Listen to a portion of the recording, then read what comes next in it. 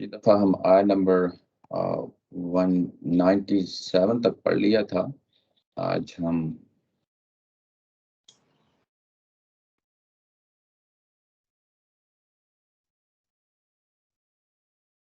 जी sorry 196 तक पढ़ लिया था। आज हम 197 से आगाज कर रहे हैं।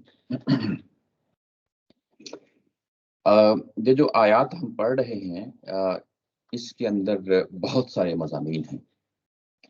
यानी ये शुरू तो एक सवाल से हुआ था कि ये हलाल यानी ये जो महीने हैं, ये ख़ास महीने, इनकी नौयत क्या है। उसका जवाब ये दिया गया था कि ये हज के हवाले से यानी हुर्मत के हवाले से ये महीने हैं। इन दिनों में हज किया जाता है और लोगों के लिए इसके अंदर बहुत सारे उनकी बहबूद के हवाले से ये हमें ये महीने जो है ना वो इस तरीके से आते हैं। उसके बाद किताल का ये मजमून शुरू हो गया था और हमें मालूम है बैकग्राउंड में हज है। और जिहादो किताल के बाद फिर से हज के हवाले से मजमून जारी व सारी है। ये एक चीज़ थी जो मैं शुरू से कह रहा हूँ जब से ये मजमून शुरू हुआ है, ये कि हम रिवर्स ऑर्डर में पढ़ रहे हैं और मजमून ग्रेजुअली इस तरीके से आगे बढ़ रहा है कि जो चीज़ सबसे आखिर में थी वो पहले बयान हो रही है। ये भी असलूब है। ये इसलिए होता है कि ताकि लोग चौकन्ना रहें। अगर एक ही तरह का बिल्कुल फ्लैट किस्म का जो है ना वो मजमून हो, असलूब हो, तो वो उससे इंसान जो है वो पढ़ने से तो पढ़ लेता है, जैसे हम बहुत सारी किताबें पढ़ते हैं। तो असालीब में तब्दीली ये होती है कि क्योंकि कुरान मजीद बार बार पढ़े जाने वाली किताब है, वो असालीब और तराकीब बदल के आती हैं ताकि लोगों के अंदर जो फहम है, समझने का जो तरीका है, उसके अंदर एक तरह की रवानी रहे। लोग रुकें और रुकने के साथ समझें, देखें बात क्या हुई है। कभी उसको यानी सीधे-सीधे तरीकों से, फितरी तरीकों से चीज़ बयान कर दी जाती है, कभी असलूब बदल के उसको रिवर्स ऑर्डर में लाया जाता है, कभी यानी मुहावरों में तब्दीली की जाती है, असालीब में तब्दीली की जाती है, ताकि लोग जो हैं वो गौर व फ़िक्र के साथ आगे बढ़ते रहें। यानी वो हिकमतें क्या हैं, वो यानी कुरान मजीद कहना क्या चाहता है, वो चीज़ें सामने रहें। तो ये रिवर्स ऑर्डर में हम चीज़ें पढ़ रहे थे। आज हम जिस आयत से आगाज़ करने लगे हैं, ये असल मज़मून है हज का, यानी असल मज़मून है। आइए हम देखते हैं ये किस हवाले से असल मज़मून है। आगाज़ होता है जो आखिरी जो आयत है पिछली 196 की, वो भी सामने रहे। वत्तकुल्लाह वअलमू अन्नल्लाह शदीदुल इकाब। यानी ये जो चीज़ दी जा रही है शरीयत की सूरत में, इसको एज़ इट इज़ लेना है। यानी जो हिकमतें इसके अंदर हैं, उनको भी पकड़ना है और जो रिचुअल्स दिए जा रहे हैं, उनको भी पकड़ना है। यानी रिचुअल्स महज़ बेरूह किस्म की इबादतें ना बन जाएँ।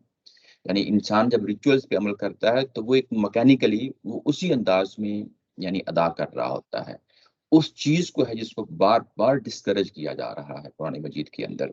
यानी हज की इबादत के लिए भी यही कहा जा रहा है, वत्तकुल्लाह वालमू अन्नल्लाह शदीदुल इकाब। यानी अल्लाह का तकवा है जिसको इख्तियार किए रखना है और साथ बड़ी शदीद किस्म की जो है ना वो कॉन्सिक्वेंसेस।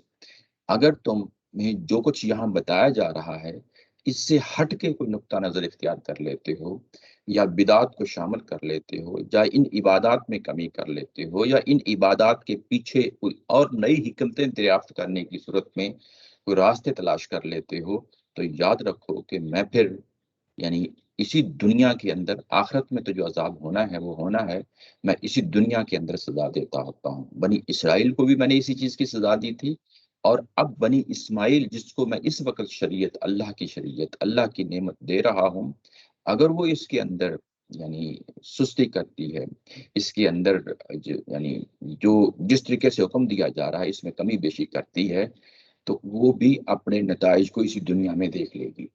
ये बड़ी अहम चीज़ है।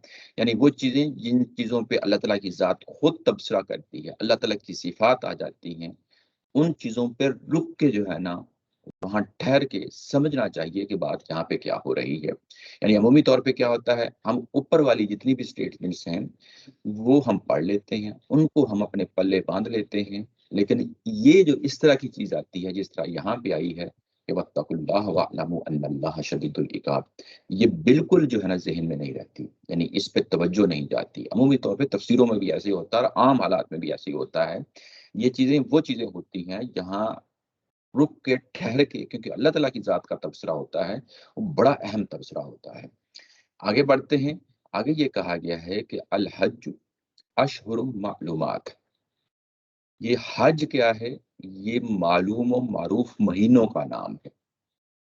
فمن فرد فیہن الحج، جس نے ان مہینوں کے، یعنی ہن کا لفظ آیا ہے، یہ پلورل ہے، پروناؤن ہے، کہ ان مہینوں کے اندر، ان مہینوں کے اندر جس نے فرض کر لیا، اپنے اوپر لاگو کر لیا حج کو، تو اس کو کیا کرنا ہے؟ فلا رفاسا، تو اس کے لیے لازمی ہے کہ وہ پھر شہوت کی بات نہیں کرے گا۔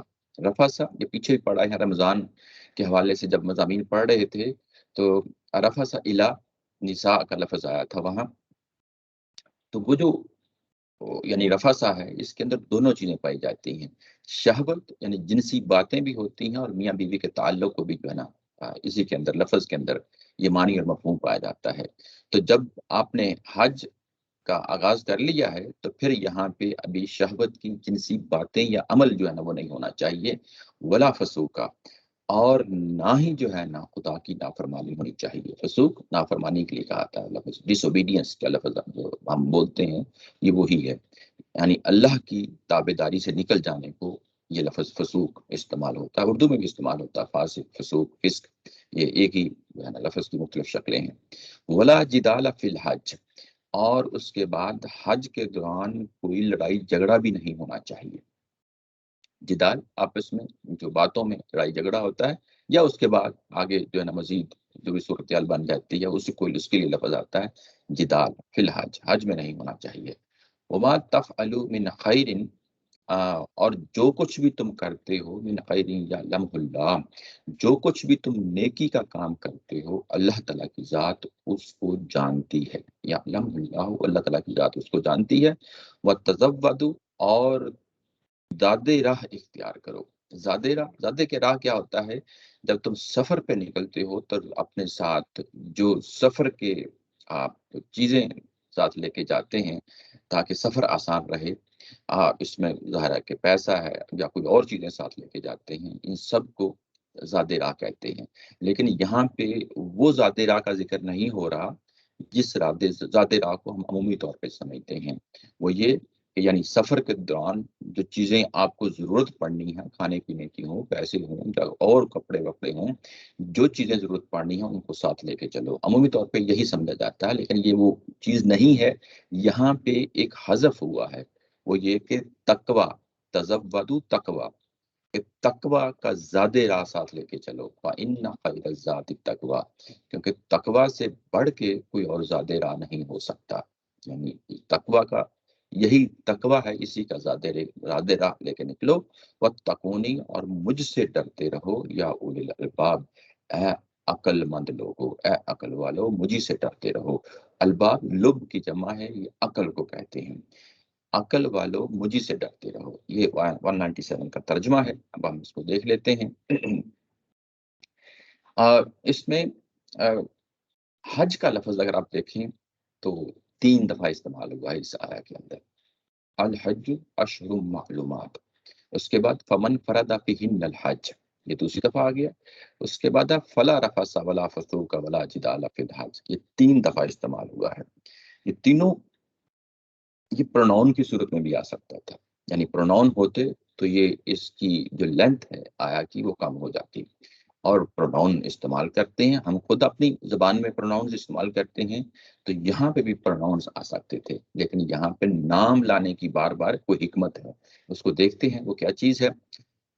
الحج، یعنی یہ لفظ شروع میں آیا ہے، یہ حج آپ کو معلوم ہے کہ یہ کس کو کہا جاتا ہے، یہ ایک معلوم اور معروف عبادت کا نام ہے، اس کے اندر عمرہ بھی آ جاتا ہے، اور اس کے اندر وہ جو حج جس کو حج ہم کہتے ہیں وہ بھی آ جاتا ہے، یعنی عمرے کو حج اصغر کہتے ہیں، اور جو اصل حج ہے جو متعین اوقات میں ہوتا ہے اس کو حج اکبر کہتے ہیں۔ اس لیے الحج کا لفظ لا کے یہ دونوں حج، یعنی جس کو ہم عمرہ کہہ رہے ہیں وہ بھی حج اصغر کی صورت میں، اور جو بعد میں جو بڑی عبادت ہے جو متعین وقت پہ ہوتی ہے اس کو حج اکبر کہا جاتا ہے۔ دونوں حج جو ہے نا اس الحج کے اندر جو ہے نا پائے جاتے ہیں۔ یہ کہا گیا کہ یہ اشہر معلومات، یہ معلوم و معروف جو ہے نا مہینوں کا نام ہے۔ حج جو ہے یہاں وقت کا نام بتایا گیا ہے، یعنی حج یہ کہ وہ جو معلوم وقت ہے اس کو حج کہا جاتا ہے۔ یہ کون کون سے مہینے ہیں ہمیں معلوم ہے، پہلے بھی ذکر کر چکے ہیں۔ یہ 11واں، 12واں اور پہلا مہینہ ہے، ذوالقعدہ، ذی الحجہ اور محرم۔ یہ 3 مہینے ہیں جن کے اندر حج ہوتا ہے، حج اکبر ہوتا ہے، اور رجب جو کہ حج اصغر یعنی عمرے کے لیے مخصوص کیا گیا ہے۔ ویسے تو عمرہ آپ جب جی چاہیں جائیں آپ عمرہ کر سکتے ہیں، یعنی حج کے جو بڑے حج کے، حج اکبر کے جو ایام ہیں اس کے علاوہ جب جی چاہیں آپ جا کے عمرہ کر سکتے ہیں۔ یہ ایک نفلی عبادت ہے، اس میں کوئی روک و ٹوک نہیں ہے، یعنی جب جائیں، جس مہینے جائیں، دن جائیں، رات جائیں اور عمرہ کریں۔ لیکن حج جو ہے، جو اصل حج ہے، بڑی عبادت ہے، جو فرض ہے، زندگی میں ایک دفعہ حج کیا جاتا ہے، وہ حج جو ہے وہ متعین وقت ہوتا ہے۔ جس طرح نمازوں کے متعین اوقات ہوتے ہیں، انہی اوقات میں ہم نمازیں پڑھتے ہیں، ایسے ہی یہ والا جو حج اکبر ہے، اس کے بھی متعین مہینے ہیں، اور متعین مہینوں میں بھی وہ خاص دن ہوتے ہیں جن دنوں میں ہم حج کرتے ہیں۔ اچھا، آگے بڑھتے ہیں۔ یعنی پہلی فریز کے اندر اگر آپ دیکھیں، اس آیا کے ٹکڑے میں دیکھیں تو ہمیں یہ بتایا گیا کہ یہ معلوم و معروف مہینے ہیں جن کو تم بھی جانتے ہو، تم بھی جانتے ہو، یعنی اس کا انٹروڈکشن اس طریقے سے کرایا جا رہا ہے کہ کوئی یہ عبادت کوئی آج نئے سرے سے ہم شروع نہیں کر رہے، بلکہ یہ پہلے سے معلوم و معروف عبادت ہے جو ابراہیم علیہ السلام کے زمانے سے چلی آ رہی ہے، اور اسی حج کے بارے میں یہاں بات ہو رہی ہے۔ اچھا، یہ مہینوں کی بات ہو گئی۔ یہ اس کے بعد فمن فرض فیہن الحج، اور جس کسی نے اس کے دوران یعنی ان مہینوں کے دوران حج کا فیصلہ کر لیا، ارادہ کر لیا، نیت کر لی، اور نیت کرنے کے بعد اپنے اوپر اس کو لاگو کر لیا، تو یہ فرضہ جو لفظ آیا ہے، ہو سکتا ہے آپ 6 مہینے پہلے ارادہ کر لیں، ہو سکتا ہے آپ 3-4 مہینے پہلے ارادہ کر لیں، وہ اس کی بات نہیں یہاں پہ ہو رہی۔ یہاں پہ فرادہ کا لفظ آ گیا ہے، گویا کہ احرام باندھنا ہے، یعنی ان مہینوں میں احرام باندھ کے اپنے اوپر آپ نے لاگو کر لیا ہے، لازم کر لیا ہے کہ ہم اب حج کے لیے روانہ ہو جائیں گے۔ وہ ان مہینوں کے اندر ہی یہ پروسیس سٹارٹ ہونا چاہیے، یعنی ان مہینوں کے اندر، یعنی ذی القعدہ، ذی الحجہ، انہی کے اندر جو ہے یہ اس کا آغاز ہونا چاہیے۔ اچھا، پہلا جو فریز آئی تھی، یعنی پہلا جو ٹکڑا تھا، وہ سب مہینوں کو کور کر رہا تھا۔ یہاں پہ اگر آپ دیکھیں تو فمن فرض فیہن الحج، یہاں جو حج کا عمل ہے، ایکٹیویٹی ہے، جب سٹارٹ ہوتی ہے اس کا ذکر آ گیا ہے۔ یہ بالکل ایسے ہی ہے جیسے میں یہ کہوں اپنی زبان میں کہ ہم جمعے کے دن جمعہ پڑھتے ہیں۔ جمعہ کا جب ہم لفظ بولتے ہیں تو اس کے اندر 24 گھنٹے اس کے اندر ہوتے ہیں۔ اس کو بھی اگر ہم فردر اس کو کم کریں تو اس کو ہم دن کی بات لے لیں، رات کو چھوڑ دیں، دن کی بات کو بھی، دن کی جو دن ہوتا ہے اس کو بھی ہم جمعہ کہتے ہیں۔ اب اس سے آگے بڑھیں تو ہم جمعہ ایک عبادت کا نام بھی ہے جو ظاہر ہے کہ ایک متعین وقت میں وہ ہوتی ہے، اور اس کے اپنے مطلب اس عبادت کے جتنے بھی حصے ہیں، جزیات ہیں، وہ اپنی جگہ ہیں سارے کے سارے۔ جو عبادت ہوتی ہے جمعے کی، اس کے لیے بھی ہم جمعہ کا لفظ بولتے ہیں۔ تو گویا کہ پہلے جو الحج اشہر معلومات کا جو فریز آئی تھی یا ٹکڑا آیا تھا آیت کا، یہ اس پورے دورانیوں کو ظاہر کر رہا ہے، بالکل ایسے جیسے جمعہ بول کے ہم 24 گھنٹے یا دن کو یعنی کہتے ہیں کہ یہ جمعے کا دن ہے، ایسے ہی حج بول کے یہاں حج کے مہینوں کا ذکر ہو رہا ہے۔ لیکن یوں ہی بات آگے بڑھی تو دوسری دفعہ جب حج کا لفظ لایا گیا تو ہمیں معلوم ہوا کہ یہاں جو حج کی ایکچوئل ایکشن ہے، جو ایکٹیویٹی ہے، اس کے بارے میں بات ہو رہی ہے۔ یعنی اب حج کی جو عبادت ہے جو شروع ہونے والی ہے، جس کی ابتدا کی جا رہی ہے، احرام باندھ کے کی جا رہی ہے، اس کا ذکر شروع ہو گیا ہے۔ یعنی اب عبادت جو ہے اس کا نام لیا جا رہا ہے، اور جب عبادت کا نام لیا گیا اور جب اس کا آغاز ہو گیا تو اس کے بعد کہا کہ فلا رفث ولا فسوق ولا جدال فی الحج۔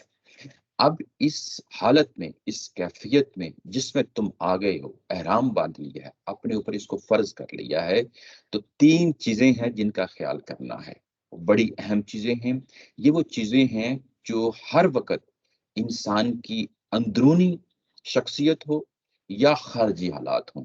اندرونی شخصیت یعنی انسان کے اندر بارہا جو ہے نا کوئی اکساہٹ ہوتی ہے، اندر سے کوئی چیز پیدا ہوتی ہے، اور وہ منفی بھی ہو سکتی ہے اور مثبت بھی ہو سکتی ہے۔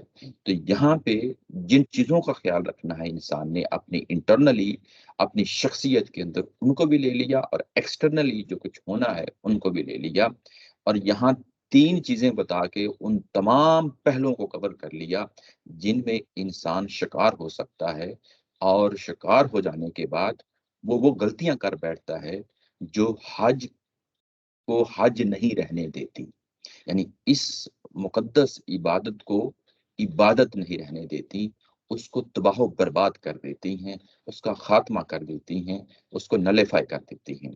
یہ تین چیزیں جو ہیں وہ کیا ہیں؟ یہ کہ اس حالت میں آ جانے کے بعد انسان کو کوئی شہوت والی بات نہیں کرنی، کوئی یہ تعلق میاں بیوی والا قائم نہیں کرنا۔ احرام باندھنے کے بعد یہ پہلا جو ہے نا بات کہی گئی۔ اس کے بعد دوسری بات یہ کہی گئی کہ جب احرام باندھ لیا ہے تو اس کے بعد جتنے بھی قرآن مجید کے یا سنت کے جو بھی احکامات ہیں ان کو اپنے اوپر لاگو کر لینا ہے، ان کو اختیار کر لینا ہے۔ یہی تقویٰ ہے، یہی تقویٰ ہے۔ تقوی کے اگینسٹ جو بالکل اس کا اپوزٹ ورڈ ہے، یہاں فسوق لایا گیا ہے۔ ہر وہ چیز جو تمہیں اللہ سے دور کر دے گی اس چیز سے بچنا ہے، اس ڈس اوبیڈینس سے بچنا ہے، اس نافرمانی سے بچنا ہے۔ اور جب آپ بچیں گے تو اس میں خاص طور پہ ایک خاص چیز کا حوالہ دے دیا، وہ ہے جدال۔ اور جدال کیا چیز ہے؟ لڑائی جھگڑا ہے۔ یہ کولو کولو یعنی لوگوں کے باتوں کی صورت میں ہوتا ہے، یا لوگوں کے ایکشنز جو اعمال کی صورت میں وجود میں آتا ہے یہ لڑائی جھگڑا، اس سے بھی بچنا ہے۔ اب جب ہم ان تینوں چیزوں پہ غور کرتے ہیں تو یہ بالکل ہمیں وہ والی صورتحال پیدا ہو جاتی ہے یہاں پہ جو ہم رمضان کے دوران اعتکاف کرتے ہیں۔ اعتکاف کرتے ہیں، رمضان خود جو ہے نا انسان کے اوپر کچھ پابندیاں لاگو کر دیتا ہے، رمضان یعنی روزہ خود ایک سیلف۔ اس کے بعد اس کا منتہا یعنی منتہا کمال جو ہو سکتا ہے رمضان کا، روزوں کا، وہ اعتکاف ہوتا ہے۔ اس میں پھر انسان مزید پابندیاں اپنے اوپر عائد کر لیتا ہے۔ جب وہ ایسے پابندیاں عائد کر لیتا ہے تو گویا کہ جو اسلام کا وہ والا پہلو ہے جس کو ہم زہد کہتے ہیں، فقر کہتے ہیں، وہ اپنی انتہا پہ پہنچ جاتا ہے۔ اس کے بعد اگر کوئی شخص اپنے طور پہ تقاضا کرتا ہے تو وہ رہبانیت کی شکل میں سامنے آتا ہے۔ رہبانیت اسلام کے اندر قبول نہیں کی گئی، اس کے بارے میں بڑے سخت الفاظ جو ہے نا قرآن مجید نے استعمال کیے ہیں۔ رہبانیت وہ ہے کہ جس سے انسان دنیا چھوڑ دیتا ہے، دنیا سے منہ موڑ لیتا ہے، نہیں، بلکہ اسلام یہ تعلیم دیتا ہے کہ اسی دنیا کو برتتے ہوئے آپ نے کچھ پابندیاں اپنے اوپر عائد کر لینی ہیں۔ جو اعتکاف والی پابندیاں ہیں وہ پابندیاں یہاں پہ بھی ہمیں مل رہی ہیں احرام باندھنے کے بعد، وہ ہے فلا رفث ولا فسوق، یعنی یہ کہ شہوت کی باتیں نہیں کرنی، اور کوئی بھی جو ہے نا ڈس اوبیڈینس والا کام نہیں کرنا۔ یہ نیچے جو حاشیہ ہے 540 میں دیا گیا ہے، ان میں تین پہلو ہیں خاص طور پہ، آپ کے سامنے میں اس کو سمرائز کر دیتا ہوں۔ اس میں امام امین احسن اصلاحی صاحب اپنی تفسیر میں ان تین پہلوؤں کو نمایاں کرتے ہیں۔ یہ کہ یہ جو عبادات ہوتی ہیں یہ ایک حد تک ہمیں ترک دنیا اور زہد کی اس آخری حد تک لے جاتی ہیں جس سے انسان کو اسلام یعنی آشنائی دینا چاہتا ہے، اس سے واقفیت دینا چاہتا ہے۔ اس سے آگے جائیں گے تو ظاہر رہبانیت کی حدیں شروع ہو جاتی ہیں۔ یہی وہ چیزیں ہیں جو انسان سے تزکیہ کی صورت میں مطلوب ہوتی ہیں، کہ انسان اپنی شخصیت کا تزکیہ کرے، اس کو ایک ڈسپلن میں لے کے آئے، اور وہ چیزیں ہیں، وہ حدود و قیود ہیں جو یہاں پہ بیان ہو رہی ہیں۔ دوسری چیز جو انسان کی انٹرنلی اس کی شخصیت میں جو ہے نا اکساہٹ کا باعث بنتی ہے، وہ انسان کے اندر کی چیز ہے، یہ انسان کا نفسیاتی معاملہ ہے کہ جس چیز کو اسے منع کر دیا جاتا ہے، شیطان اس کو ابھارتا ہے کہ ان حدوں کو توڑ دے۔ تو یہ جن چیزوں کو روک دیا گیا ہے، انسان کو اپنے اندر سے مضبوط ہونا ہے، اور مضبوط ہو کے ان تمام جو ہے نا اکساہٹوں کا، ان تمام خواہشوں کا قلع کما کرنا ہے، تاکہ یہ شیطان جو ہے انسان کی اس کمزوری سے فائدہ نہ اٹھائے۔ تیسری وجہ یہ ہے جو ایکسٹرنلی ہے، لوگوں کے ساتھ معاملہ پیش آنا ہے۔ احرام باندھ لیا، اس کے بعد آپ کو قدم قدم پہ لوگ ہیں، یعنی انسانوں کا ایک بہت بڑا انبوہ ہے، انسانوں کا ایک بہت بڑا وہاں پہ یعنی اکٹھے ہو گئے ہیں، ہزاروں اور لاکھوں میں لوگ اکٹھے ہو گئے ہیں۔ جب وہ اکٹھے ہو گئے ہیں تو قدم قدم پہ جو ہے نا آپ کو مسائل کا سامنا کرنا پڑے گا، اور جن مسائل کا سامنا کرنا پڑے گا اس میں لڑائی جھگڑا جو ہے نا وہ قدرتی چیز ہو جاتی ہے، وہ جو چیز ہو جاتی ہے اس سے بھی باز رہنا ہے۔ یہ بھی ایک بہت بڑا فتنہ ہے۔ ہم نے کئی دفعہ دیکھا، جب ہم جو ہے نا وہاں پہ رہتا تھا، حج کرنے کے لیے جایا کرتا تھا، عمرے کے لیے جایا کرتا تھا، تو مختلف طرح کے جو ہے نا نسلوں کے، قوموں کے، زبانوں کے لوگ آیا کرتے تھے اور آپس میں لڑ بھی جایا کرتے تھے، اور یہ وہ چیز ہے جس سے یہ عبادت جو ہے نا وہ اس کا خاتمہ ہو جاتا ہے۔ یعنی یہاں یہ بتایا جا رہا ہے کہ تقوی کی وہ چیزیں جن کو اختیار کرنا ہے، یوں ہی آپ نے احرام باندھ لیا تو محض آپ نے کچھ ریچولز ہیں جن کو ادا نہیں کرنا، بلکہ اس کے ساتھ ایک کیفیت ہے جو انسانی شخصیت پہ طاری ہو جانی چاہیے۔ وہ کیفیت کیا چیز ہے؟ وہ تقوی ہے۔ اگین یہاں پہ تقوی ہے، کی ورڈ ہے جو بار بار آ رہا ہے، آگے آ جائے گا، اور اس کے ظاہرہ پیچھے بھی یہ لفظ آیا ہے، پچھلی آیا کے اندر بھی میں نے یہی پڑھا ہے، اور آگے بھی ظاہرہ کہ یہ لفظ آ جائے گا۔ اس شریعت کے بیان کے اندر جو کچھ بھی آ رہا ہے اس میں کی ورڈ جو ہے جو انسان کی شخصیت کو ڈال دیتا ہے، ایک خاص پیرائی میں ڈال دیتا ہے، جو انسانوں سے مطلوب ہے کہ ان عبادات کے نتیجے میں کیا حاصل کرنا ہے، وہ تقوی ہے۔ اور جب وہ تقوی کو حاصل کرنا ہے تو پھر وہ چیزیں جو بیان کی جا رہی ہیں ان کو اختیار کر لینا ہے، جن چیزوں سے منع کیا جا رہا ہے ان چیزوں سے باز رہنا ہے۔ اس کے بعد کہا ہے وَمَا تَفْعَلُوا مِنْ خَيْرٍ يَعْلَمْهُ اللَّهُ، شکور یعنی صاحب، یہ کہ جی جی ایکسکیوز می شکور صاحب، جی آپ کی جی آواز کٹ رہی ہے، یہ میرے لیے ہے یا سب کے لیے ہے؟ یہ ریکارڈنگ ہو رہی ہے تو یہ تھوڑا سا اس کی کوالٹی بھی دیکھنی ہے۔ جی ریکارڈنگ تو ہو رہی ہے، ذرا کوئی ایشو نہیں ہے، لیکن ہو سکتا ہے کہ یہ آپ کے لیے اکیلے کے لیے مسئلہ ہو، کسی اور صاحب کے ساتھ بھی یہی مسئلہ ہے۔ نہیں نہیں، مجھے تو بالکل کلیئر جی آ رہی ہے۔ پاسبل ہے یہ آپ کے ساتھ ہی ہو، کوئی مسئلہ نہیں۔ چلیں ٹھیک ہے، شکریہ، میں نے کنفرم کر لیا۔ جی اس کے بعد یہ کہا گیا کہ تم جو کچھ بھی نیکی کا کام کرتے ہو اللہ اسے جانتا ہے، نیکی کا کام کرتے ہو۔ یہاں پیچھے تین چیزیں ہیں جن کو مضبوطی کے ساتھ جو ہے نا باندھا ہے۔ آگے جو بات کہی گئی ہے کہ جو کوئی بھی تم نیکی کا کام کرتے ہو، یہ کون سا کام ہے جو نیکی کا کام ہے؟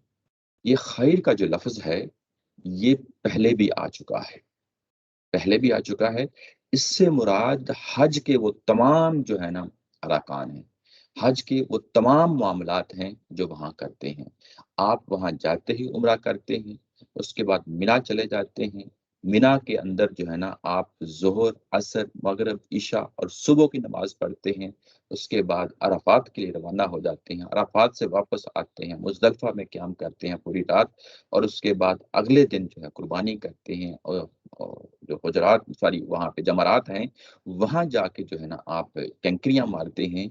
وہ جو جتنے بھی کام جو حج کے ارکان ہیں، مناسک ہیں، وہ سب کے لیے یہاں پہ خیر کا لفظ آ گیا ہے۔ یعنی انسان کو متنبع کیا جا رہا ہے، حاجی کو متنبع کیا جا رہا ہے کہ جو کچھ بھی تم وہاں کر رہے ہو ایسا نہیں ہے کہ یہ یک طرفہ معاملہ ہے، بلکہ جو کچھ بھی تم کر رہے ہو اللہ تعالیٰ کی ذات اس کو جانتی ہے۔ یعنی کوئی بھی ایسی چیز، کوئی بھی ایسا سٹیپ، کوئی بھی ایسا قول، کوئی بھی ایسا فعل، کوئی بھی ایسا عمل جو تم وہاں رہتے ہوئے کر رہے ہو اللہ کی نگاہ میں ہوتا ہے، اللہ کے علم میں ہوتا ہے۔ یعنی یہاں پہ وہ جو بات جو شروع میں کہی تھی کہ یہ محض ریچول نہ ہو جائے، محض رسم نہ ہو جائے جس کو تم نے ادا کر دینا ہے، بلکہ یہاں شعوری طور پہ جس عبادت کو تم کرنا ہے، جس خالق و مالک کے لیے، اپنے رب کے لیے یہ سب کچھ کر رہے ہو، وہ اس کو جان رہا ہے، یعنی اس کو دیکھ رہا ہے۔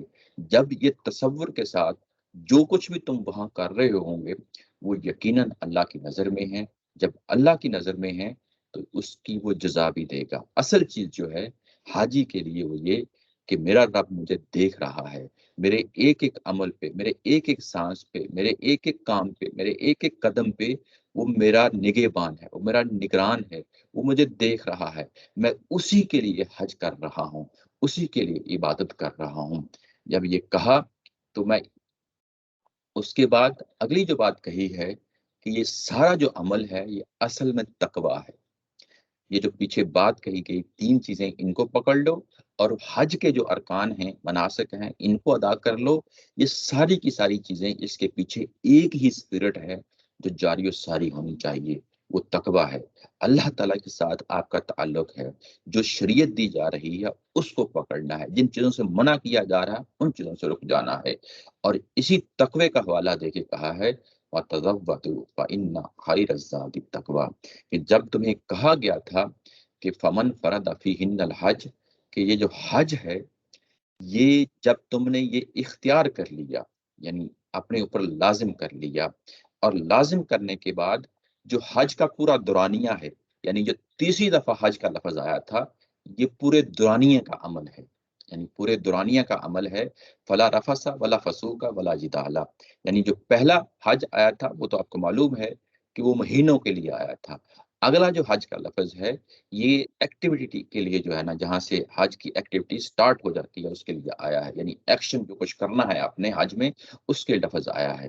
تیسرا پورے حج کے دورانیے کے لفظ آیا ہے، فی الحج ولا رفث ولا فسوق ولا جدال فی الحج، اور اس کے بعد اگلا ٹکڑا بھی ساتھ ملا لیں آیا کا، وما تفعلوا من خیر یعلمہ اللہ، یعنی یہ پورا کا پورا جو عمل ہے 3 دفعہ حج جو ہے نا بتایا گیا، یہ سارا کے سارے مراحل جو ہیں یہ تقوی پہ مبنی ہے۔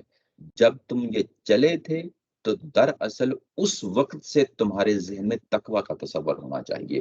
وَتَزَوَّدُوا فَإِنَّ خَيْرَ الزَّادِ التَّقْوَىٰ، تمہیں یاد رہے کہ جو نیکی کا تم کام کرو گے اللہ جانتا ہے، نیچے ترجمے میں پڑھ رہا ہوں، اور حج کے اس سفر میں تقوی کا زیادہ راہ لے کر نکلو۔ حج کے اس سفر میں، یعنی جب یہ فرض کر لیا تھا آپ لوگوں نے فمن فرد فیہن الحج، اس وقت سے لے کے اس پورے دورانیے کے دوران جو ہے نا اس کا حوالہ دیتے ہوئے کہا ہے کہ جب تم چلے تھے تو اپنے اوپر جو زیادہ راہ لے کے چلنا تھا تمہیں، وہ تقوی کا ہی لے کے چلنا تھا، یعنی یہ پورا کا پورا جو پہلو ہے وہ سامنے رکھنا چاہیے، یعنی وہ جو انسان کی شخصیت کے اوپر جو حاوی اور جاری اور ساری تصور قائم رہنا چاہیے وہ تقوی ہے، جس کو یہاں پہ بار بار دہرایا جا رہا ہے، یعنی زیادہ راہ بھی لے کے نکلنا تھا تو تقوی ہی کا زیادہ راہ لے کے نکلنا تھا۔ عمومی طور پہ یہاں پہ ایک دوسری رائے بیان کی جاتی ہے، وہ یہ کہ جب تم حج کے لیے نکلو تو اپنے ساتھ سامان حج لے کے نکلا کرو، تاکہ ظاہر جو راستے کی ضروریات ہیں وہ پوری ہو جائیں۔ وہ بھی ظاہر اس سے مفہوم نکل سکتا ہے، لیکن کیونکہ ہم نظم کی روشنی میں پڑھ رہے ہوتے ہیں، جو چیز پیچھے بیان ہوتی ہے آگے بیان ہوتی ہے اس کو دیکھتے ہوئے بات کر رہے ہوتے ہیں۔ اس میں فا کا جو ہے نا وہ بھی حرف آ گیا ہے۔ فا کا جو حرف آتا ہے وہ بنیادی طور پہ کسی سبب کو، کسی علت کو، کسی کاز کو جو ہے نا وجہ کو بیان کر رہا ہوتا ہے۔ تو وہ وجہ کیا ہے؟ وہ وجہ یہ بتائی گئی ہے کہ کیونکہ جو تقوی کا زیادہ راہ ہے وہ سب سے بہتر زیادہ راہ ہے، تو یہ نتیجے کے طور پہ بات کہی گئی ہے۔ تو اس کا مطلب یہ ہے کہ پہلے جو حذف ہوا ہے تزودوا کے بعد وہ تقوی کا ہی لفظ تھا، یعنی جب حج کا سٹارٹ کیا ہے آپ نے، احرام باندھا ہے، تو اس وقت سے تمہارے اوپر جو کیفیت طاری ہونی چاہیے وہ تقوی ہی کی کیفیت طاری ہونی چاہیے۔ پیچھے بھی تقوی ہی کی بات کہی گئی تھی، فلا رفث ولا فسوق ولا جدال فی الحج، یہ تقوی ہی کے کام ہیں۔ وما تفعلوا من خیر یعلمہ اللہ، یہ بھی تقوی ہی کے کام ہیں۔ تو یہ بیسیکلی یہ جب سے تم نے حج سٹارٹ کیا ہے، یعنی جب سے احرام باندھا ہے، تو تقوی کی کیفیت تم پہ جاری و ساری رہنی چاہیے، اور اسی کے ساتھ جو ہے نا یہ سارا معاملہ نپٹانا چاہیے۔ وَاتَّقُونِ یا اولی الالباب، اور آخر میں آئے میں یہ بات کہی گئی ہے کہ اے عقل مندو، اے عقل والو، عقل سے کام لیتے ہوئے ان چیزوں کو پلے باندھ لو۔ یہ بڑی اہم چیز ہے، یعنی جب حج کی پوری فلسفی سامنے رکھی، پورا فلسفہ سامنے رکھا، تو وہاں پہ عقل والوں کو کہہ کے مخاطب کیا ہے۔ یہ اب ایسے جو ہے نا کلمات ادا ہوتے ہیں آیا کے آخر میں، تو وہاں رک جانا چاہیے، وہاں تکیہ لگا لینا چاہیے، وہاں جو ہے نا بیٹھ جانا چاہیے کہ یہ چیز کیا ہے جو جہاں پہ بیان ہو رہی ہے۔ یعنی یہ جو بیان ہو رہی ہے یہ کوئی ریچولز نہیں ہے، یہ کچھ رسوم نہیں ہے، بلکہ یہ شعوری عمل ہے، عقل پہ مبنی جو ہے نا عمل ہے. اور عقل پہ مبنی عمل ہے تو یہ اصل میں انسان کی جو اندر یہ شخصیت ہے اس کا ظہور ہو رہا ہے. اس کو پکار کے کہا جا رہا ہے کہ تمہارے اندر اللہ تعالیٰ کی ذات نے عقل رکھی ہے، اس سے کام لیتے ہوئے اس پوری بات کو پلے باندھ لو. جو بات کہی جا رہی ہے یعنی جو حج ہے، حج کے پیچھے جو اسپرٹ ہونی چاہیے اس کو جو ہے نا پلے باندھ لو. اس سے کیا مقاصد حاصل ہوتے ہیں، کیا نتائج حاصل ہوتے ہیں، کیا حکمتیں حاصل ہوتی ہیں، ان کو پلے باندھ لو. پھر اس کے ساتھ جو ہے نا اس میدان میں اترو. یہ وہ پہلو ہے جس کو حج کی اس پورے یعنی چیزوں کو سامنے رکھتے ہوئے یہ چیز بیان کر دی گئی ہے. اس کے بعد یہ کہ حج کو جب یہ بیان کیا گیا ہے تو وہ خاص پہلو ہیں جن کو یہاں پہ بیان کیا گیا ہے. حج کیسے ہوتا ہے، کہاں سے سٹارٹ ہوتا ہے، احرام باندھا جاتا ہے جیسے کہ پہلے میں نے بتایا، جاتے ہی عمرہ کیا جاتا ہے. اس کے بعد 8 تاریخ کو ذی الحجہ کی 8 تاریخ کو ہم مینا جاتے ہیں، وہاں کچھ نمازیں پڑھتے ہیں، ظہر، عصر، مغرب، عشاء، فجر، اگلے دن کی فجر پڑھتے ہیں اور عرفات کے لیے جاتے ہیں. وہاں دن دوپہر کی جو نماز ہوتی ہے ظہر اور عصر دونوں کو ملا کے ہم پڑھتے ہیں وہاں امام کے پیچھے پڑھتے ہیں وہاں جا کے عرفات میں. اور اس کے بعد جب سورج ڈلتا ہے تب سے لے کے غروب ہونے تک اپنی وقوف کرنا ہے، کسی لمحے بھی وقوف کرنا ہے، رکنا ہے، ٹھہرنا ہے، اللہ سے دعائیں مانگنی ہے.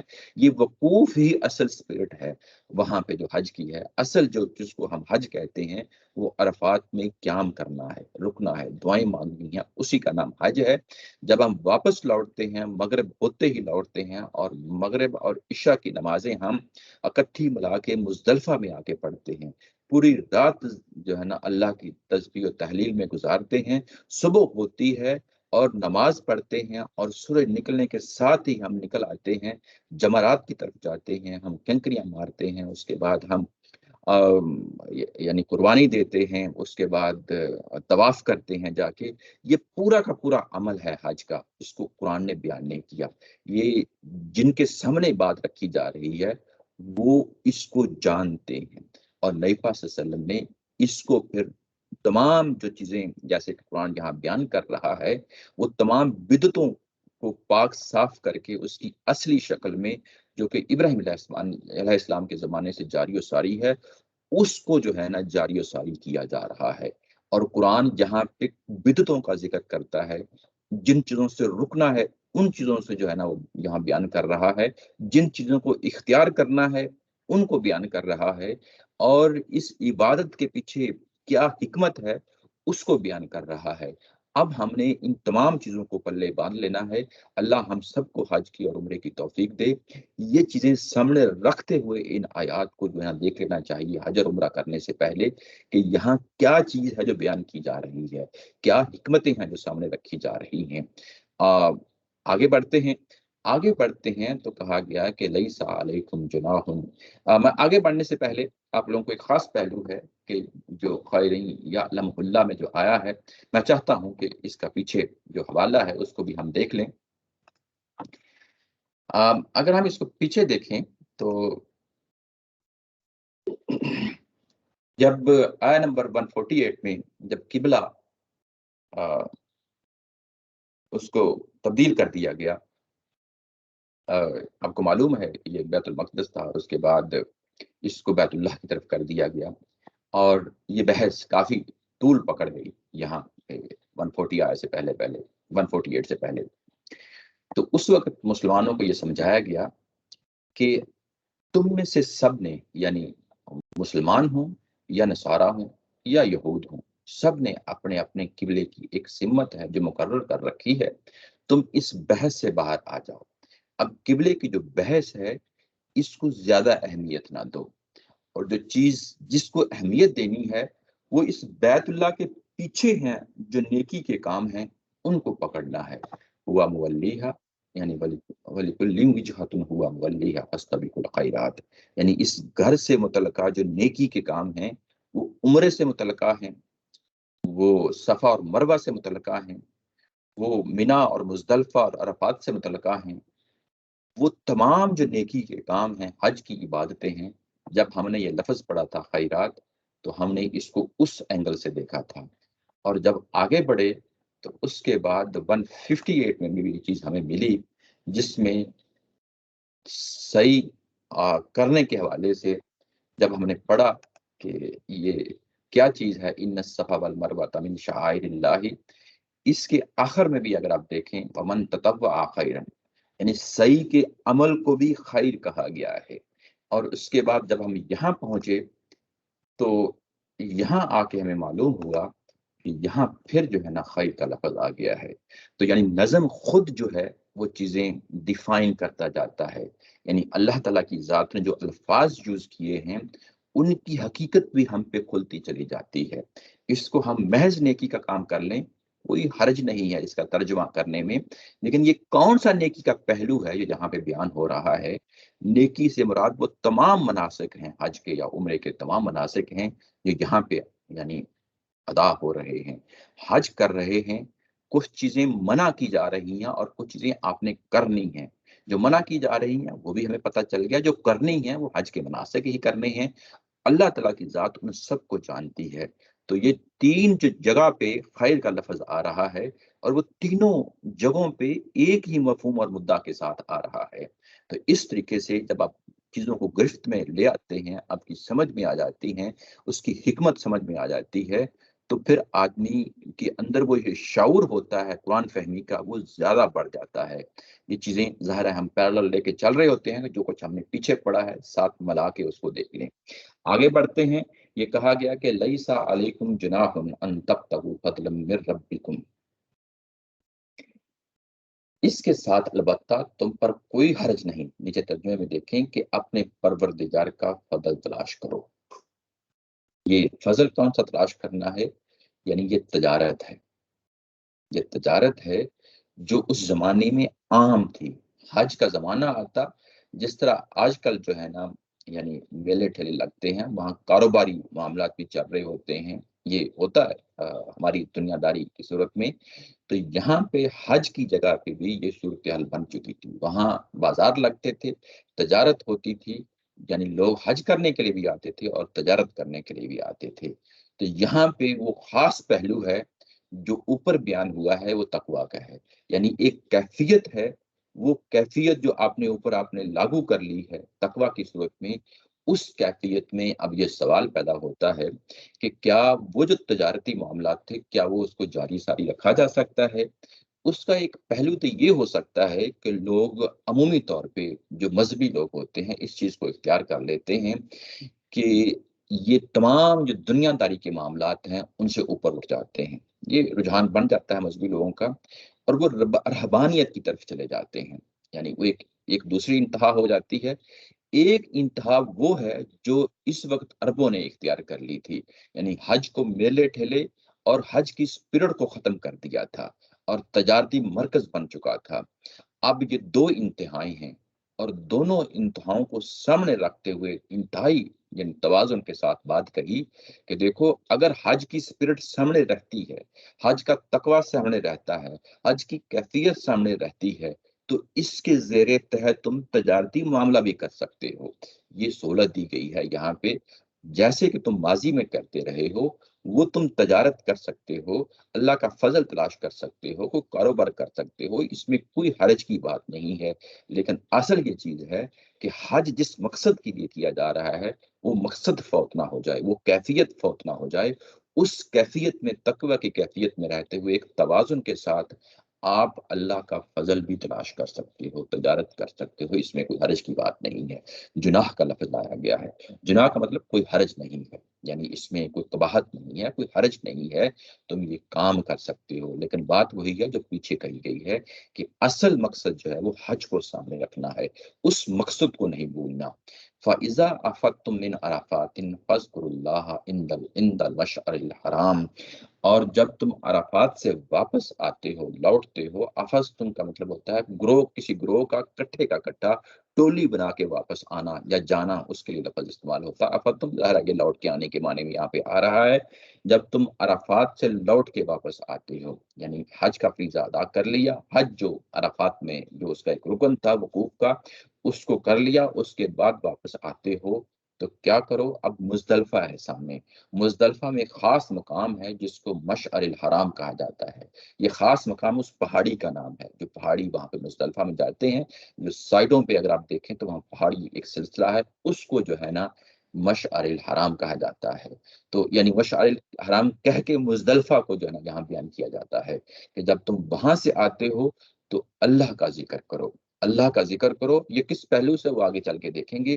ابھی ترجمے میں یہ کہ وذکروہ، اور اس کو یاد کرو، دوبارہ دہرایا ہے فذکر اللہ عند المشعر الحرام، اس کے بعد پھر کہا ہے وذکروہ، یعنی اسی اللہ کو یاد کرو، کما ہداکم، جیسا کہ اس نے تمہیں ہدایت دی ہے، وَإِن كُنتُم مِّن قَبْلِهِ لَمِنَ الضَّالِّينَ، اس سے پہلے بلا شبہ تم لوگ گمراہوں میں سے تھے، گمراہوں میں تھے۔ یہ ہے اس کا ترجمہ، ہم دیکھ لیتے ہیں دوبارہ سے۔ یعنی یہ جو کہا گیا تھا فضلا من ربکم، یہ تو واضح ہو گیا۔ یہ اگلے جو آیت کا ٹکڑا ہے اس کے ساتھ ملا کر بات کہی گئی ہے۔ اگلا ٹکڑا کیا ہے؟ وہ ہے مزدلفہ میں آ کے رات ٹھہرنا۔ یعنی آپ عرفات سے واپس آتے ہیں، پہلا کام جو کرتے ہیں وہ 2 نمازیں ہیں، ان کو اکٹھی ملا کے پڑھتے ہیں، مغرب اور عشاء ملا کے پڑھتے ہیں۔ اس کے ساتھ ہی جو ہے نا اللہ کا ذکر، اللہ کی تسبیح، اللہ کی جو ہے نا وہ کبریائی، اللہ کی بڑائی، اس کو بیان کرنا ہے۔ یہاں پہ ہوتا کیا رہا ہے؟ ہوتا یہ رہا ہے کہ یہ جو بات پیچھے کہی گئی ہے تجارتی حوالے سے، اور اس کے بعد مزدلفہ کا نام لیا گیا ہے، یہ اگر ہم تاریخی طور پہ دیکھیں اور روایت میں بھی یہ چیز آتی ہے، یہ دیکھیں کہ یہ میلے ٹھیلے کا سامان بن جاتا تھا۔ یوں ہی لوگ دوڑ کے واپس عرفات سے آتے تھے تو یہاں آ کے میلے کا جو ہے نا وہ ایک سامان باندھ دیتے تھے۔ وہ کیسے کہ یہاں پہ رات کو چراغاں کیا جاتا، یعنی مختلف جگہ جو ہے نا کیمپ فائر جس طرح ہوتی ہے اس طریقے سے جو ہے نا آگ کے الاؤ جلائے جاتے تھے۔ اس کے ساتھ دکانیں بھی ظاہر کھل جایا کرتی تھیں، جو ان کے کاروباری جہاں وہاں پہ جو ٹھیلے ہوتے تھے وہ بھی سٹارٹ کر دیا کرتے تھے۔ پھر اس کے ساتھ رقص و سرود کی محفلیں ہوتی تھیں پوری رات۔ پھر اس کے ساتھ وہاں پہ اپنے بزرگوں کے قصے شعر و شاعری کی صورت میں، قصہ گوئی کی صورت میں، وہ سب چیزیں جو ہے نا یہاں پہ بیان ہوتی تھیں اس رات کے یعنی دوران، یعنی مزدلفہ میں ٹھہر کے۔ اور یہ آگے چلتی رہتی تھی، کب تک چلتی رہتی تھی؟ آگے یہ 10 تاریخ ہے جو قربانی کا دن ہے، وہ بھی جاری و ساری رہتا۔ اس کے بعد 11 تاریخ ہے، 12 تاریخ ہے، 13 تاریخ ہے۔ یہ 3-4 دن وہاں پہ میلے اور کاروباری اور یہ رقص و سرود کی محفلیں، اور اپنے خاندانوں کے، اپنے آباء و اجداد کے قصے کہانیاں، ان کی جو لوگ گیت ہوتے ہیں، ان کے شعر و شاعری کی صورت میں، ان کی محبت کی کہانیاں، ان کی جرت بہادری اور جنگوں کے قصے کہانیاں، یہ سب چیزیں جو ہے نا یہاں پہ بیان ہوتی تھیں، اور اس پہ وہ فخر محسوس کیا کرتے تھے۔ یہ عربوں کا طور طریقہ تھا، اس کی جگہ اس کو ریپلیس کر دیا گیا ہے۔ یہ کہا گیا ہے کہ یہ بھی ایک بدعت تھی، یعنی یہاں پہ قرآن مجید کیا کر رہا ہے کہ ان تمام بدعتوں کا خاتمہ کر رہا ہے، اور اس کی جگہ وہ صاف شفاف چیز جو ابراہیم علیہ السلام نے جاری و ساری کی تھی اس کو دوبارہ سے اسٹیبلش کر رہا ہے۔ یہ کہہ رہا ہے کہ اب تم نے ان کی جگہ، کن کی جگہ؟ یعنی جو پہلے جو کچھ بھی کیا کرتے تھے اس کی بجائے اب آپ نے اللہ کا ذکر کرنا ہے۔ اور یہ کیسے کرنا ہے یہ آگے چل کے جیسا کہ میں نے کہا دیکھیں گے، کیونکہ اگلی آیت اسی کے اوپر ہے۔ اور یہ کہاں کرنا ہے؟ یہ مزدلفہ میں کرنا ہے۔ اس کے بعد دوبارہ اسی چیز کو دہرایا ہے، فذکر اللہ عند المشعر الحرام۔ اس کو جب دہرایا، فذکروہ، اللہ کو یاد کرو، کیسے یاد کرو؟ جیسا کہ اس نے تمہیں ہدایت دی۔ یہاں پہ ایک خاص جو ہے نا وہ ٹویسٹ ہے، ایک خاص پہلو ہے جس کو سامنے رکھنا ہے۔ جیسا کہ اس نے تمہیں ہدایت کی ہے، یہ ہدایت کون سی ہدایت ہے؟ یہ ہم جو پچھلی فصل تھی اس کے اندر ہم نے اس کو بار بار دیکھا ہے۔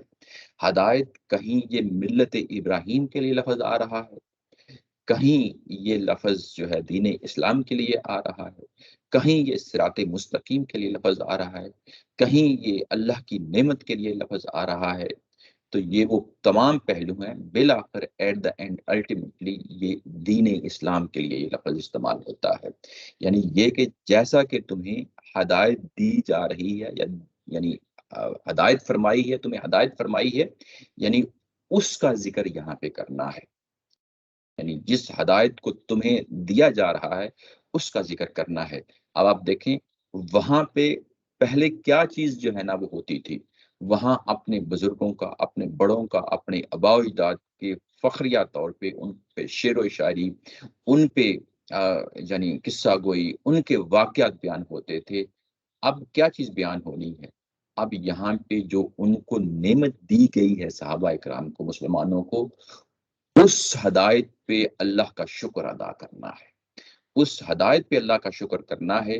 یہ جو خاص پہلو ہے یہ کیوں یعنی اس طریقے سے بیان کیا گیا ہے، وہ آگے چل کے اس کو کھولتا ہوں۔ وَإِن كُنتُم مِّن قَبْلِهِ لَمِنَ الضَّالِّينَ، اس سے پہلے یقیناً تم گمراہوں میں سے تھے، بٹکے ہوئے لوگوں میں سے تھے، راستہ کھوئے ہوئے لوگوں میں سے تھے۔ یہ چیز ہے جو ہمیں مجبور کرتی ہے کہ پیچھے جو لفظ کما ہداکم ہے یہ اس کے ساتھ ملا کے دیکھا جائے، اس کے ساتھ ملا کے دیکھا جائے۔ تو اس کے لیے پھر ہمیں جانا پڑتا ہے پیچھے اور جا کے دیکھنا پڑتا ہے کہ بات کیا تھی جس کے لیے یہاں پہ ہدایت کی بات ہو رہی ہے، اور اس ہدایت کا یہاں پہ ذکر کرنا ہے، اس کو نمایاں کرنا ہے۔ وہ ہدایت کیا ہے؟ وہ ہدایت جو ہے پہلے اس جو ہے آیت کا ٹکڑا وَإِن كُنتُم مِّن قَبْلِهِ لَمِنَ الضَّالِّينَ، اس پہلو کو دیکھ لیتے ہیں۔ یہ سورہ جمعہ میں یہ ایک خاص مقام پہ یہی ٹکڑا آیا ہے، وَإِن كَانُوا مِن قَبْلُ لَفِي ضَلَالٍ مُبِينٍ۔ یہ خاص ٹکڑا ہے قرآن مجید میں، دو مقامات پہ آیا ہے، ایک جو ابھی ہم نے پڑھا ہے اور ایک یہ والا سورہ جمعہ کا ہے۔ اس کے ساتھ پچھلی آیا کو دیکھتے ہیں تو آیا کیا سورہ جمعہ کے اندر، وَالَّذِي بَعْثَ فِي الْأُمِّيِّينَ رَسُولًا مِّنْهُمْ يَتْلُو عَلَيْهِمْ آيَاتِهِ وَيُزَكِّيهِمْ وَيُعَلِّمُهُمُ الْكِتَابَ وَالْحِكْمَةَ وَإِن كَانُوا مِن قَبْلُ لَفِي ضَلَالٍ مُبِينٍ۔ یہ جو پوری آیا ہے یہ 4 دفعہ دہرائی گئی ہے قرآن مجید کے اندر، 4 دفعہ۔ یہ نبی پاک صلی اللہ علیہ وسلم کی پروفائل ہے، جاب ڈسکرپشن ہے، بحیثیت رسول انہوں نے کیا کرنا ہے یہ وہ چیز ہے۔ اور اس کے بعد جو کچھ یہ شریعت دے رہے ہیں، یہ اللہ کی نعمت دے رہے ہیں، یہ ان لوگوں کو معلوم نہیں تھی، یعنی اپنی اصل صورت میں، اپنی اصل حالت میں ان کو معلوم نہیں تھی۔ کن کو؟ جو اس وقت اسلام قبول کر رہے ہیں، صحابہ اکرام کی جماعت ہے، ان کے لیے یہ لفظ استعمال کیا گیا ہے۔ اور آخری ٹکڑے کا نیچے ترجمہ کیا گیا ہے۔ حقیقت یہ ہے کہ اس سے پہلے یہ لوگ کھلی گمراہی میں تھے۔ یہ سورہ جمعہ ہے، یہ اس سے پہلے 2 دفعہ جو ہے یہ آیا اسی سورہ کے اندر آ چکی ہے، اور میں اب آپ کو وہاں لے جانا چاہتا ہوں جو جس جگہ پہ یہ آئی ہے، وہ ہے آیا نمبر 140 سوری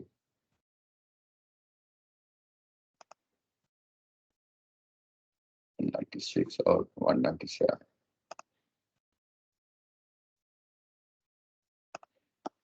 جی یہ ہے، یہ آیا نمبر 150 اور 151 ہے۔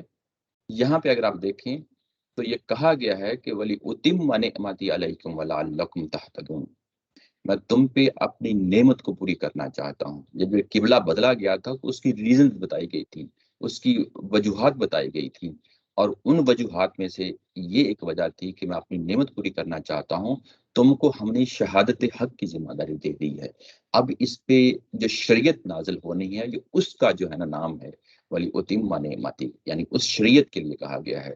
اور کیوں دے رہا ہوں؟ ولعلکم تہتدون، تاکہ تم صحیح راستہ پالو۔ یہ لفظ جو تہتدون آیا ہے، اگر ہم جو ہے نا یہاں پہ دیکھیں تو یہی ہے کما ہداکم، جیسا کہ تمہیں اس نے ہدایت فرمائی ہے، یہ ایگزیکٹلی وہی چیز ہے تو یہاں پہ علیکم ولعلکم تہتدون۔ اس کے بعد پوری وہ جو جاب ڈسکرپشن ہے، پروفائل ہے نبی پاک صلی اللہ علیہ وسلم کی، کما ارسلنا فیکم رسولا منکم یتلو علیکم آیاتنا۔ اگر آپ اس کے آخری ٹکڑے میں بھی دیکھیں وَيُعَلِّمُكُمُ مَا لَمْ تَكُونُوا تَعْلَمُونَ، اور وہ تمہیں وہ تعلیم دے رہا ہے جس کا تمہیں پہلے سے کوئی علم نہیں تھا، اس کو تم نہیں جانتے تھے۔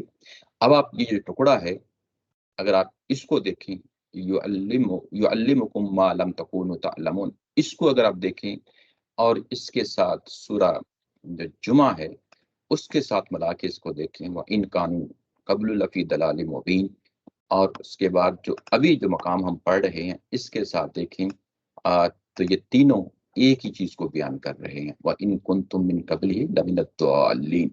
तो यहाँ पे हदायत से बात वो हदायत है जो इस्लाम की सूरत में, इस रसूल की सूरत में तुम्हें दस्तयाब हो रही है, इसका जिक्र करना है।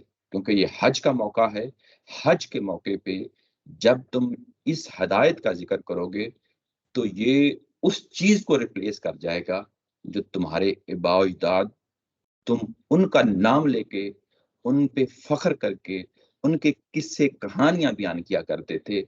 अब जिस चीज पे आप लोगों ने इजहार करना है वो इस नेमत का इजहार करना है जो तुम पे इस वक्त दस्तयाब हो रही है, अल्लाह की शरीयत की सूरत में, मिल्लत इब्राहिम की सूरत में, और दीन इस्लाम की सूरत में, जिसमें तुम वाकिफ हो गए हो कि वो बिदात क्या है, वो शिरक क्या है, असल तौहीद क्या है, अल्लाह की शरीयत क्या है, अल्लाह क्या चाहते हैं।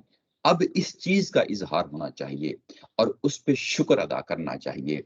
वो जो शुक्र अदा करना चाहिए जिसमें हमने पीछे पढ़ा था आया नंबर 150 और 151 में, और उसके बाद जो अगला हिस्सा आया था फज़कुरूनी। अब आपने क्या करना है, ये करना है कि मुझे याद रखना है, मेरी शरीयत को याद रखना है, मेरी शरीयत को याद रखना है, और मेरे इस नेमत को याद रखना है।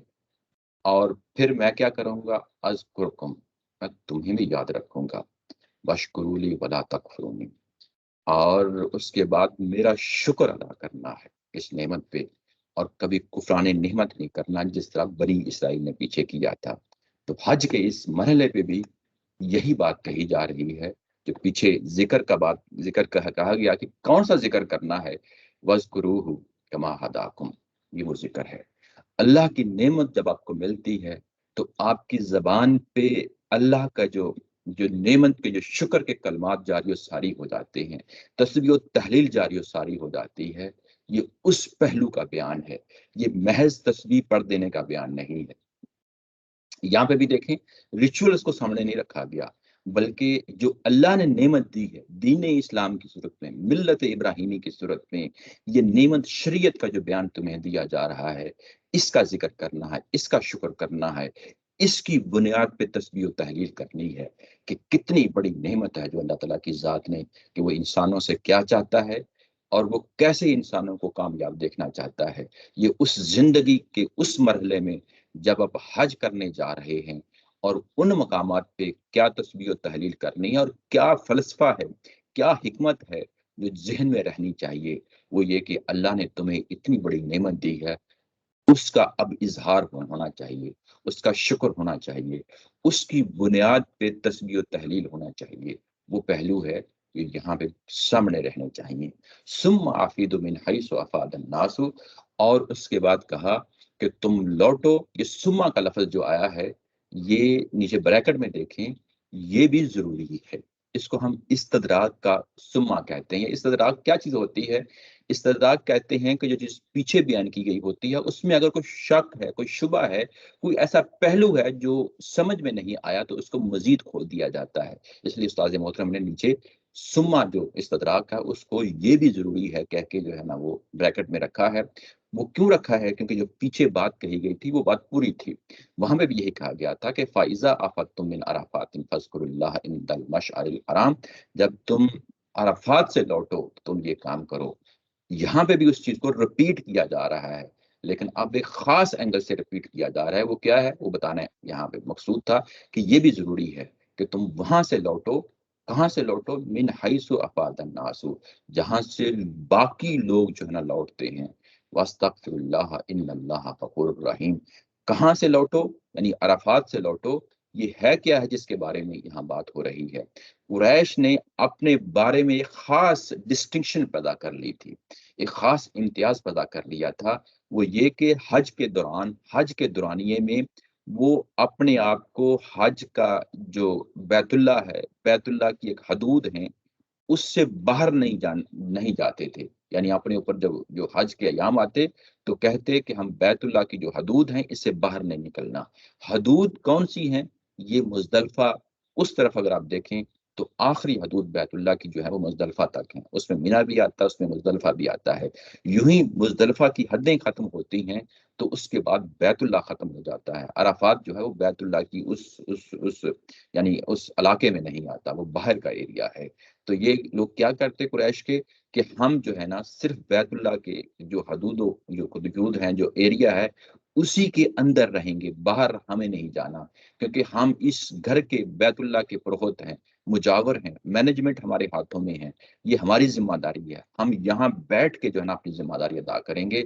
ये एक बिदत थी जो उन्होंने इख्तियार कर ली थी। कुरान ने यहाँ पे रोक के, हालांकि बात वाजे थी, जो पीछे बात कही थी फाइजा अफतुम मिन अरफातिन फज़कुरुल्लाह इंदल मशअरिल हराम, ये वाजे थी, लेकिन यहाँ पे खास बिदत थी जो इन्होंने इजाद कर ली थी, अपने लिए इजाद कर ली थी। कुरान ने यहाँ रोक के कहा है कि तुम भी वहां से लौटो, क्योंकि मदीना के अंदर जो उस वक्त मुसलमान थे, ज़ाहिर उसमें कुरैश शामिल थे और ज़ाहिर बनी इस्माइल में से थे। बनी इस्माइल को यहाँ पे खास तौर जो कुरैश के लोग हैं उनको कहा गया कि अल्लाह ताला की ज़ात ने तुम्हारे लिए कोई डिस्टिंक्शन नहीं रखी, जैसे बाकी लोग हज करते हैं वैसे ही तुम हज करो। तुम्हारे अरकान में और जो बाहर से लोग आते हैं उनके हज के अरकान में, मनासिक में कोई फर्क नहीं है, कोई ये तुम्हारे दरमियान कोई तमीज नहीं है।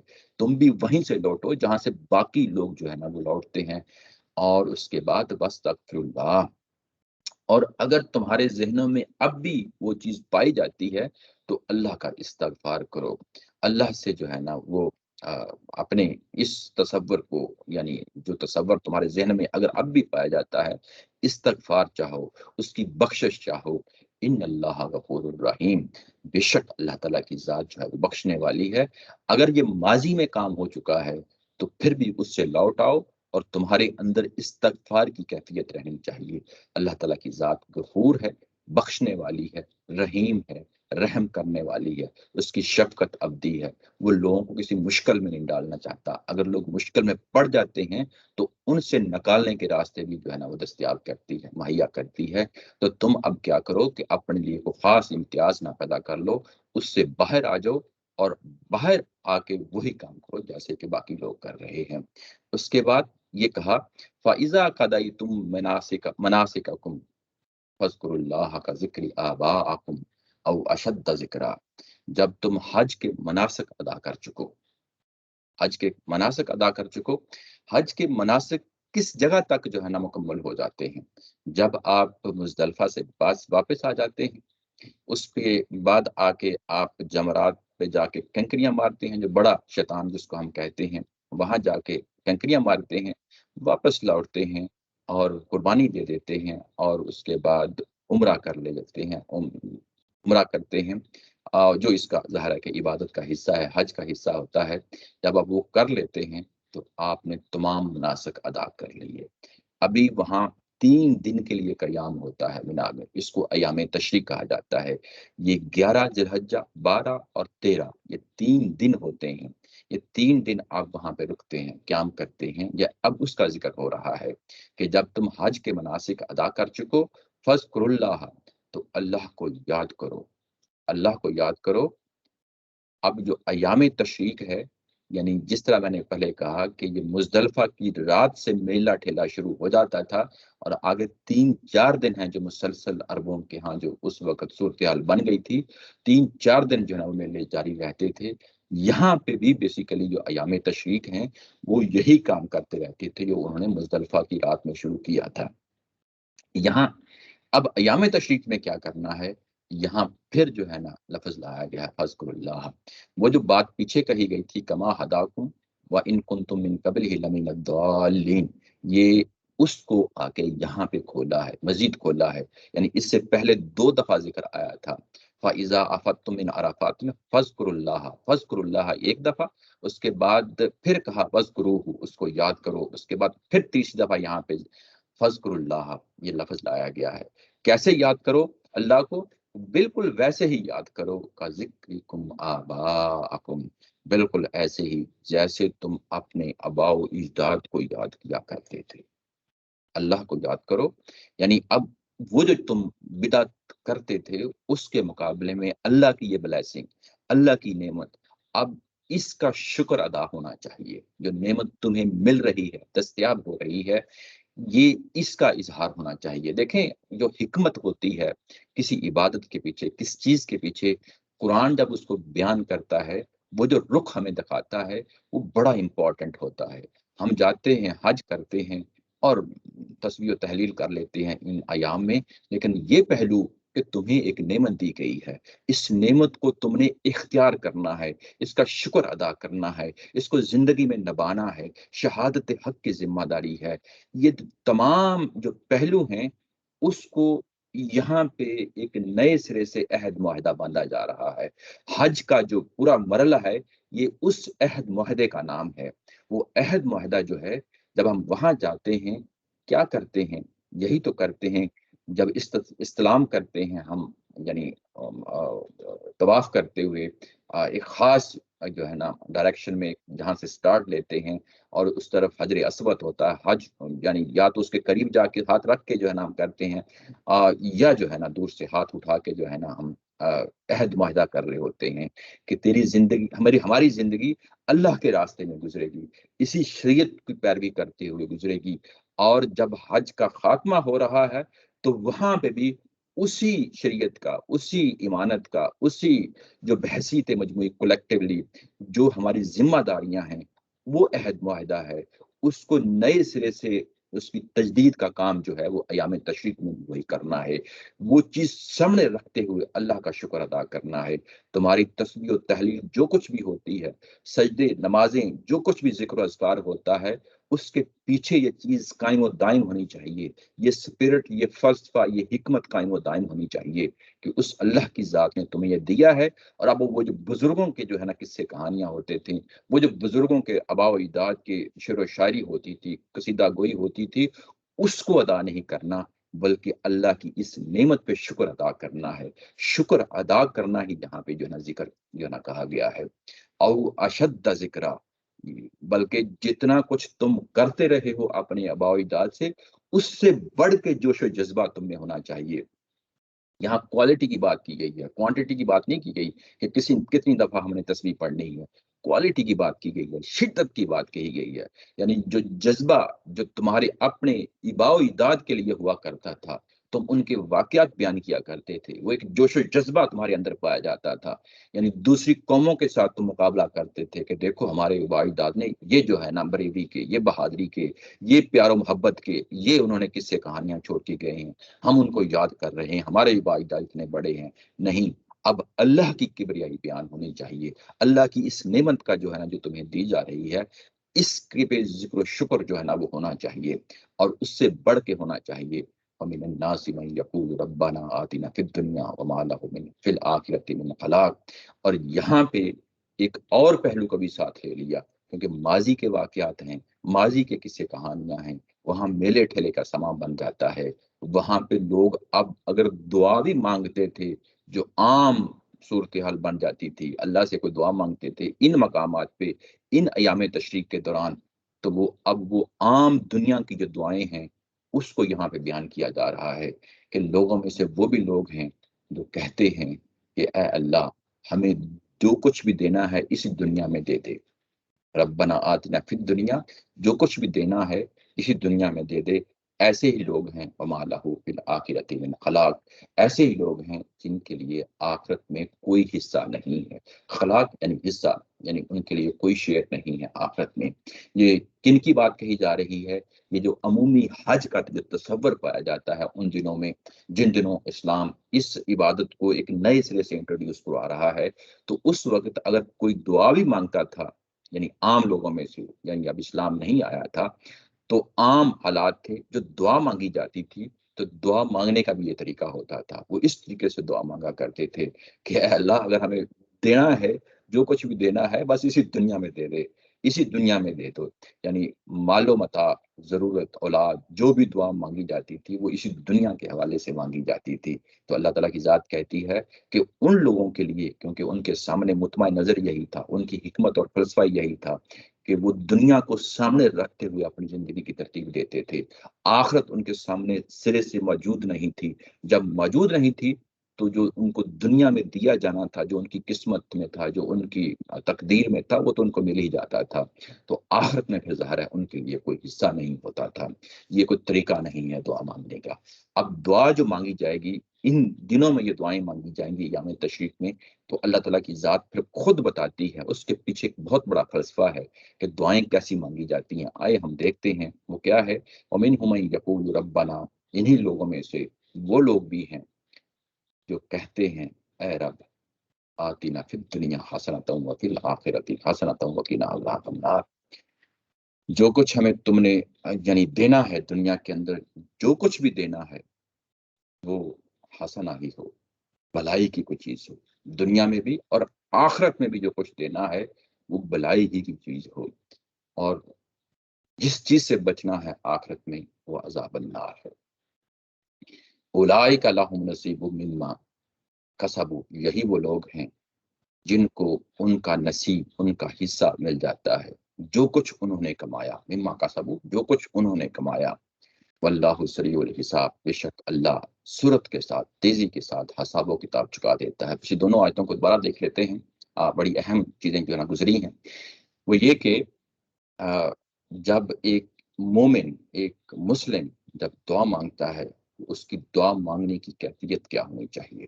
ایک تو ظاہر ہے کہ پیچھے تقویٰ ہے، پیچھے حکمت ہے حج کی پوری جو ہم بڑی تفصیل کے ساتھ دیکھ آئے ہیں.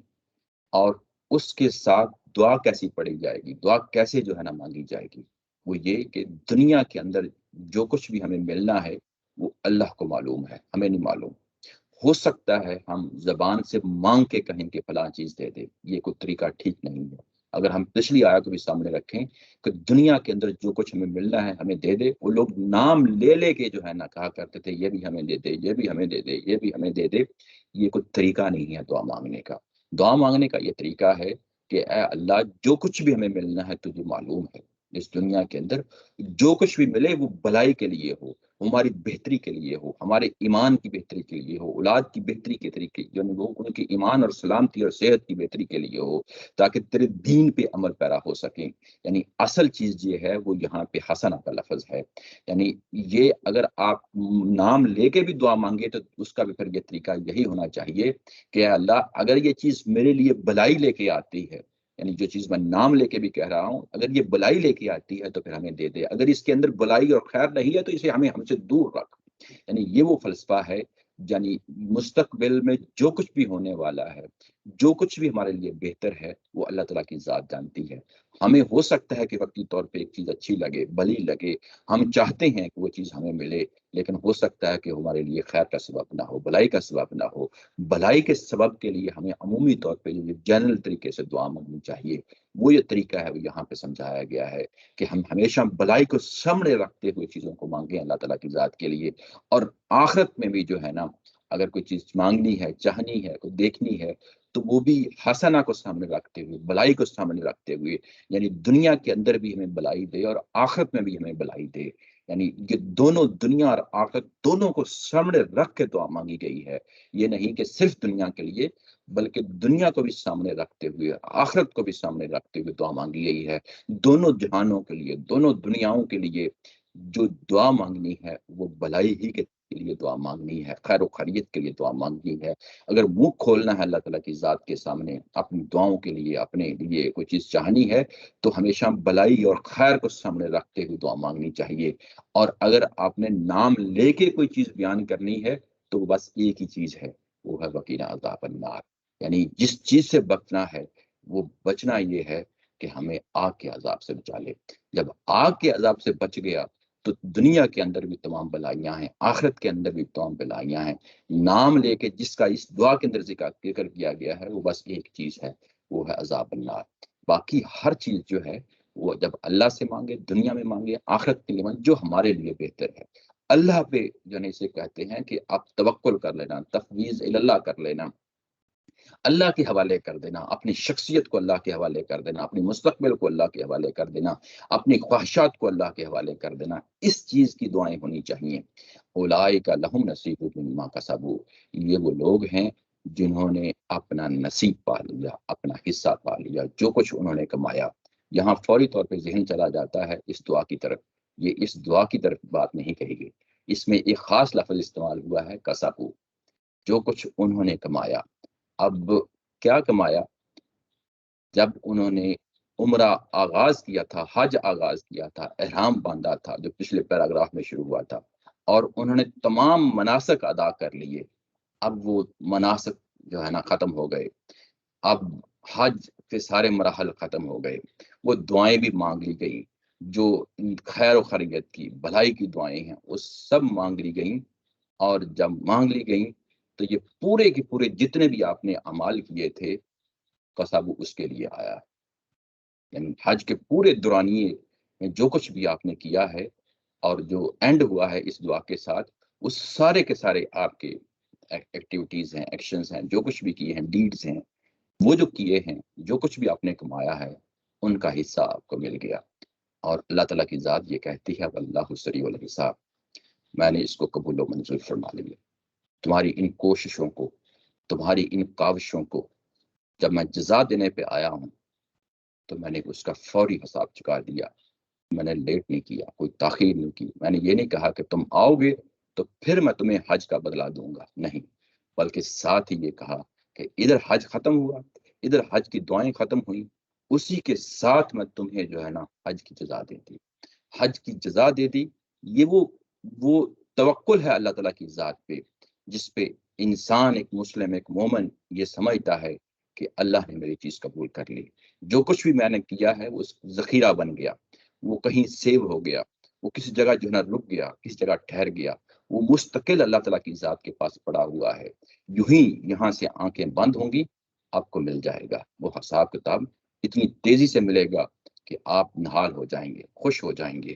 یہی وہ چیز ہے جس کو نبی صلی اللہ علیہ وسلم نے اپنی ایک حدیث مبارک میں بیان فرمایا ہے کہ جو شخص بھی جو شہوت کی باتوں سے بچے گا، جو لڑائی جھگڑے سے بچے گا، جو اللہ کی نافرمانی سے بچے گا، اور حج کو ایسے ادا کیا جائے گا جیسا کہ حج ادا کیا جاتا ہے، تو وہ جب لوٹے گا تو وہ بالکل ایسے ہی لوٹتا ہے جیسے ماں کے بطن سے پیدا ہوتا ہے. وہ اسی آیت کی جو ہے نا وہ تفسیر ہے. یعنی ادھر آپ نے یہ کام کیا، ادھر آپ کو فوری اس کی جزا مل گئی، ادھر آپ کو فوری جزا مل گئی. یہ وہ چیز ہے. اس میں اوپر ایک پوائنٹ رہ گیا ہے جو میں آپ کے سامنے رکھنا چاہتا ہوں. جو دعا مانگی گئی تھی کہ جو عام لوگ دعا مانگتے ہیں، اگر اس کا کمپیریزن کر لیں، وہ کیا ہے؟ فَمِنَ النَّاسِ مَن يَقُولُ رَبَّنَا آتِنَا فِي الدُّنْيَا. اس میں اور جو بات کی آئی ہے ربنا آتنا فی الدنیا حسنہ، یہاں پہ حسنہ کا اضافہ ہے. پہلی دعا کے اندر حسنہ کا اضافہ نہیں ہے. یعنی یہ کوئی طریقہ نہیں ہے کہ منہ پھٹ طریقے سے جو ہے نا اللہ سے چیزیں مانگنی شروع کر دیں. نہیں، اللہ نے جو کچھ ہمارے لیے نصیب کیا ہے، تقدیر میں لکھا ہے، وہ گرینڈ اسکیم میں رہ کے ہوگا، وہ بلائی ہی مانگنی چاہیے. یعنی یہاں پہ حسنہ کا اضافہ ہے، اوپر والی چیز میں حسنہ کا اضافہ نہیں تھا.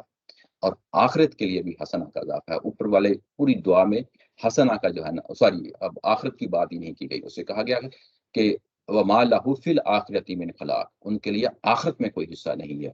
ان کے لیے کہا گیا کہ ربنا آتنا فی الدنیا حسنۃ وفی الآخرۃ حسنہ، کیونکہ یہ دعا مانگ رہے ہیں، لازمی حصہ سمجھ رہے ہیں، اور آخرت کو مان کے دعا مانگ رہے ہیں.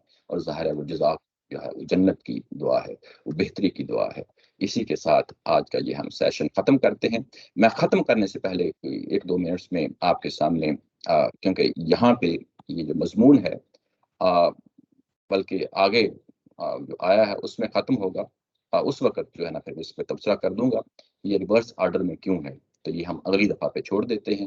آج کا یہ ہم سیشن ختم کرتے ہیں. وآخر دعوانا ان الحمد للہ رب العالمین. سوال ہو؟